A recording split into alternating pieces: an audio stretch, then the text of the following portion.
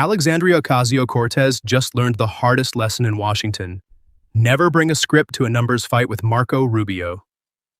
Welcome to the broadcast, ladies and gentlemen, and let me tell you, as someone who has spent decades navigating the political theater of this country, what we witnessed today on Capitol Hill was a masterclass in the absolute necessity of substance over rhetoric. How much does it cost? 4 words, and that was all Marco Rubio said. And the room that had been leaning in Alexandria Ocasio-Cortez's direction for the past 8 minutes went very still. This was not because the question was hard. It was because it was simple. And simple, it turned out, was the one thing she had never prepared for. She answered the way she always answered, which was with a future so bright, it did not require a price tag. She spoke of investment, transformation, and a new economy. But Rubio did not move. He calmly told the Congresswoman that she was giving a speech, but he had asked for a number. To truly understand how a woman who had built an entire movement on confidence lost a room over arithmetic, you have to go back about 25 minutes to when she still believed the room was hers. Ocasio-Cortez had requested a seat on the panel specifically for this hearing, and specifically because Marco Rubio would be the witness.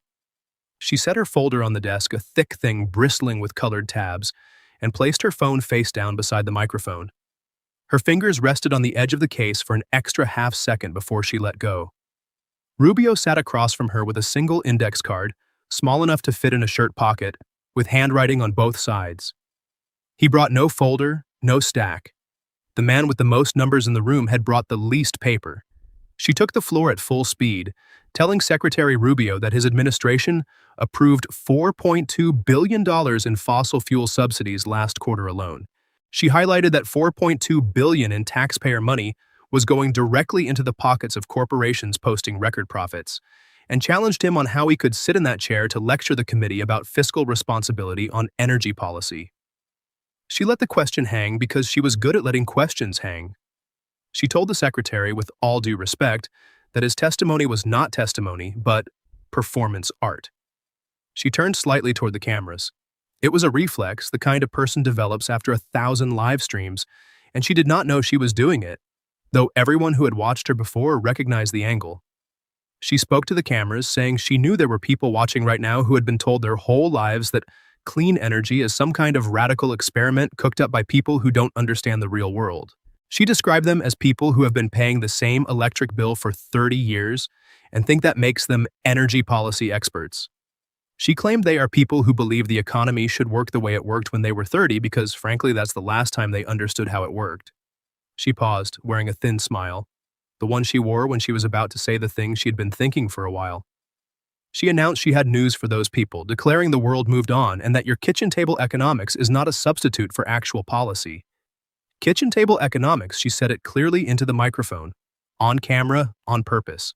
She said it in living rooms across Louisiana and Ohio, and the parts of Florida where the air conditioning runs all summer because the heat does not negotiate. 60 million people who had spent their entire lives doing math at kitchen tables heard a 35-year-old congresswoman tell them their math did not count. She did not know what she had just done, but she would find out soon. Look at your screens right now, because if you just heard someone in Washington tell you that your kitchen table is not good enough for her economy, someone who has never had to choose between the electric bill and the grocery bill in the same week, hit that like button right now. The man sitting across from her grew up at one of those tables, and he was about to remind her what they taught him there. Rubio did not react to the insult. He sat with his hands resting on either side of the index card and waited for her to finish. His mother had done her math at one of those kitchen tables every Friday night, subtracting rent and groceries and what the school needed Monday morning from her hotel tips. She had never needed a policy degree. She had a pencil in the back of an envelope. He did not say any of this because he did not need to. The people at home already knew. When she was done, he leaned toward his microphone and noted the congresswoman used a number just now, $4.2 billion, saying that was good and he liked numbers. He nodded with almost an invitation, suggesting they do numbers today, just numbers and no speeches, asking if they could try that. She could not say no to that without sounding like a person who was afraid of numbers, so she said yes, and the door closed behind her without making a sound. He started with a question so open it felt like generosity, asking what the single biggest benefit her Green New Deal would bring to the average American family. She relaxed, returning to her terrain and the ground she had walked 1,000 times. She promised 12 million new jobs by 2030, a 30% reduction in household energy costs within a decade, and an economy that finally works for working families instead of leaving them behind while billionaires collect the difference. Rubio repeated her points, stating 12 million jobs and a 30% reduction were good numbers, and he wrote them on the index card. She watched him write, and something about the act of a man writing down her promises in front of her unsettled her in a way she could not name, though she would understand it later. He was not arguing, he was recording. He told her he would hold her to those promises, and for that 30% reduction, he asked what the average household would pay during the transition, the first 5 years before the savings arrive. He asked just for the monthly electric bill for a family in Ohio. She deflected, saying the transition requires significant upfront investment, but the long-term return far outweighs any short-term. He stopped her, stating he didn't ask about the return. He asked about the monthly bill for a family in Ohio, asking what they pay. She said that depends on implementation timelines and on state-level energy infrastructure. He asked for a range, and she did not have a range. This was not because she was incapable of producing one, but because the plan had never calculated one. It calculated destinations and the world at year 10. But what it had never done was calculate the bill at month 14 for a family in Akron who needed the lights to stay on while the future was being built. And she had just called that family's math insufficient. Rubio set his pen down, said he would take that as she didn't have one, and called it the first. He said the first, and the room understood he was counting. She understood he was counting. Rubio added, almost to himself, that in his experience when someone calls a cost an investment in the future, it usually means they can't tell you what the cost is. The laugh came before anyone planned it, small, real, and involuntary. A woman in the third row covered her mouth and failed to hide it. A Republican staffer grinned and pretended to read something. And even a Democrat on the far end of the dais looked down at his papers a little too quickly. It was the laugh of recognition, the laugh of every person in that room who had heard that exact sentence in their own kitchen from their own husband or wife and knew precisely what it meant. Ocasio-Cortez felt the room tilt, and she did what she always did when the ground moved. She attacked.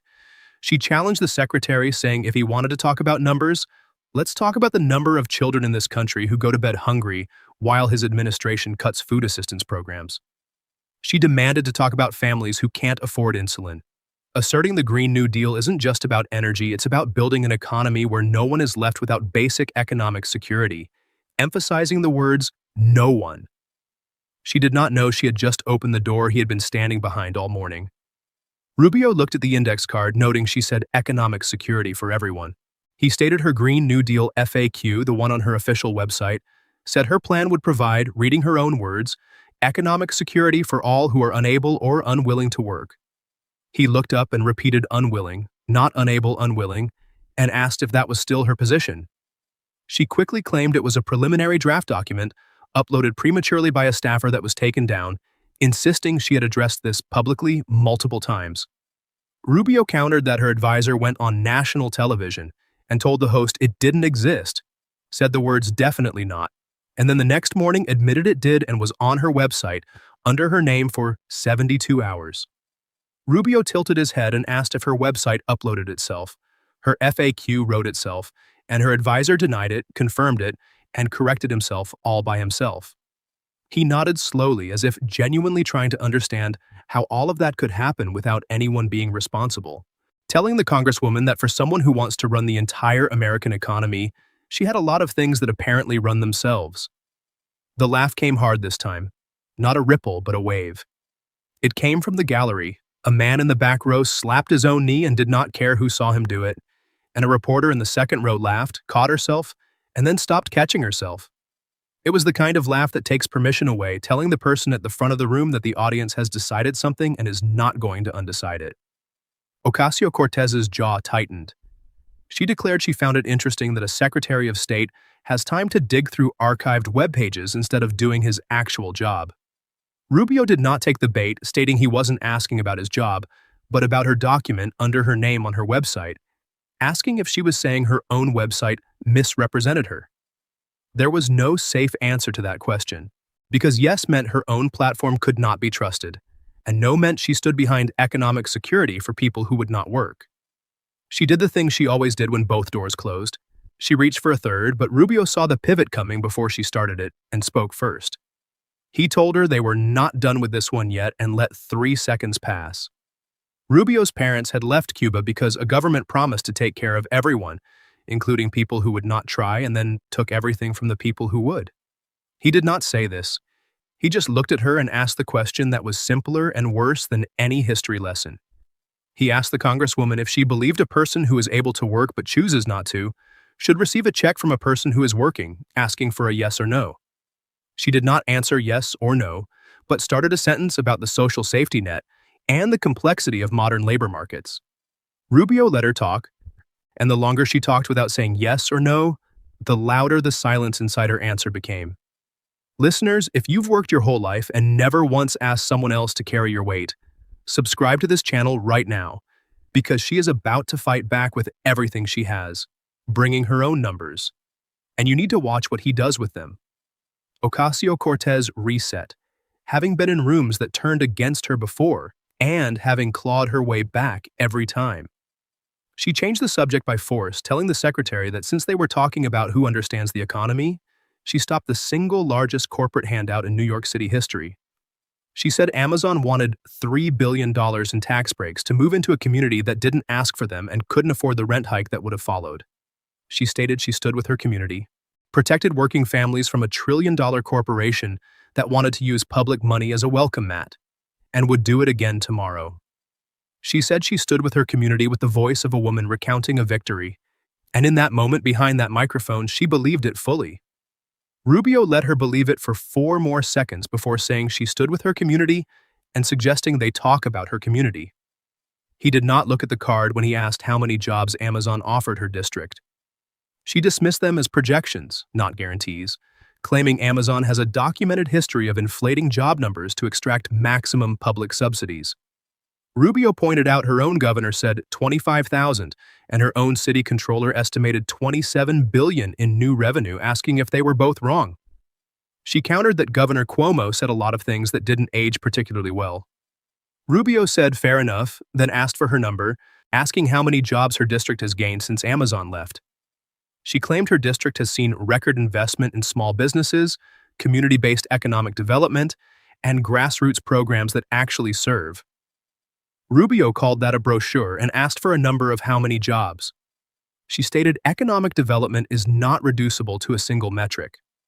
Rubio immediately replied that it is when you subtract 25,000 from it. The room did not laugh at that one. It went quiet in a different way. The way rooms go quiet when something stops being clever and starts being true. Somewhere in the 4th row, a man who had driven a delivery truck for 31 years and retired on a pension that barely covered his mortgage was sitting very still. He did not laugh because this was not funny to him. This was about someone turning down work on behalf of people who needed it. He knew what that felt like because he had watched a plant close. Rubio finished it with one sentence, telling the Congresswoman his father never turned down a shift in his life, not one. Yet, she turned down 25,000 of them for people who weren't her. Ocasio-Cortez tried to recover, driven by the instinct and muscle memory of 1,000 interviews where she always found the next sentence. She argued Amazon is not a charity, that they don't hand out jobs. They extract labor, suppress wages, union bust, and leave communities worse than they found them, which is what she was protecting her district from. Rubio simply told her to tell that to the 25,000 families who would have had a paycheck. That ended Amazon. Not because it was sharp, but because it was so plain that any response would have required explaining why paychecks were a complicated subject. In that room, broadcasting to people who had spent 40 years collecting paychecks and understood them just fine, there was no version of that explanation that did not sound like exactly what it was. Rubio shifted subjects without warning, no transition and no courtesy, asking the Congresswoman what a ticket to the Met Gala costs. She knew this was coming since the hearing was announced and had prepared and rehearsed the counter, but for the old version of the question from before the Ethics Committee published its report. She had not prepared for the version that came with numbers attached, asked by a man whose mother had worked in buildings just like the one where the gala was held. She told the secretary she knew exactly where this was going, But Rubio insisted he was asking a fact about what a ticket costs. She explained she was invited as a guest of the Metropolitan Museum, a public institution in her city, and that New York elected officials regularly attend. Rubio stated it was $35,000 a ticket, and she didn't pay for hers, noting the dress said "tax the rich" and asking who paid for the dress. She claimed she engaged legal counsel before attending to ensure full compliance with House rules. Rubio laid out the facts, stating the Ethics Committee, 5 Democrats and 5 Republicans acting unanimously, found she didn't pay full price, found the designer lowered costs after her staff asked, and found she didn't pay the hairstylist for 5 months. He emphasized she had to threaten a formal complaint to get her money. She stated she accepted the committee's ruling and remedied the remaining amounts. Rubio summarized that the dress said "tax the rich," but she didn't pay the woman who did her hair for 5 months. He paused and reiterated that she had to threaten a congresswoman to get paid for her work. He looked at her, and his voice carried something closer to weight than anger. Rubio's mother had done people's hair on weekends for extra cash, Saturdays in the kitchen after her shift at the hotel, cash same day with no invoice required. That was the world he came from, where people who worked with their hands got paid by the people who hired them on time without threats. He asked who she was taxing at that gala because from where he was sitting, she was taxing the woman holding the hairbrush. Ocasio-Cortez reached for the move that had saved her in 100 rooms before, claiming this is about a working-class woman of color from the Bronx attending a cultural institution in her own city and being interrogated for it by someone who has no idea what that means. But Rubio changed. He did not raise his voice or lean forward, but the patience left his voice, replaced by something cold and still that carried no performance. He said one word, "Stop." The room locked. He stated his mother cleaned the rooms at events like that gala, pressed the tablecloths, vacuumed the floors before the guests arrived, and cleaned up after they left. He declared she was a working-class woman of color before the congresswoman was born. He held there, his voice low and even, telling her she did not get to use those words as a shield in front of him. He repeated, "Not in front of me." He said it twice, the first time for her and the second time for his mother. Then it passed. He sat back. The patience returned to his voice and his hands settled on the index card. He was the quiet questioner again, but the room had heard what was underneath and nobody was going to forget it. Ocasio-Cortez, who had played that card in 100 rooms and watched 100 men step back, looked across the table at a man who had not stepped back. She understood for the first time in her career that she could not play it here, not because he rejected it, but because he carried it. He came from the same side of the service entrance. They both knew it. The room knew it, and there was no speech in her folder that could undo what the room now knew. Listeners, if you've ever been told you can't ask a fair question because of where you come from, share this with one person who understands, because what comes next is the moment she tries to fight on his ground and everything falls apart. She knew she was losing because the laughter had migrated to the wrong side of the room. The silences after his sentences lasted longer than hers, and a woman in the gallery who had been nodding along with her opening statement was now sitting with her arms crossed. She made a decision that would cost her everything. She would stop running from his game, play it, and beat him with numbers on his own ground. She opened the thick folder with the colored tabs that she had placed on the desk at the start of the hearing with the care of a person laying out weapons. She found her page, straightened in her chair, and her voice found real steel again, the kind that carried her from a bartending job in the Bronx to Congress, and for a moment she was formidable again. She told the secretary fine. If he wanted numbers, she would give him numbers, stating the Green New Deal would generate $12.6 billion in clean energy investment in the first 3 years alone. She added it would create 400,000 manufacturing jobs in swing states and reduce carbon emissions by 42% by 2035, claiming those are peer-reviewed, published, and verified numbers. Rubio let her finish and let every number land.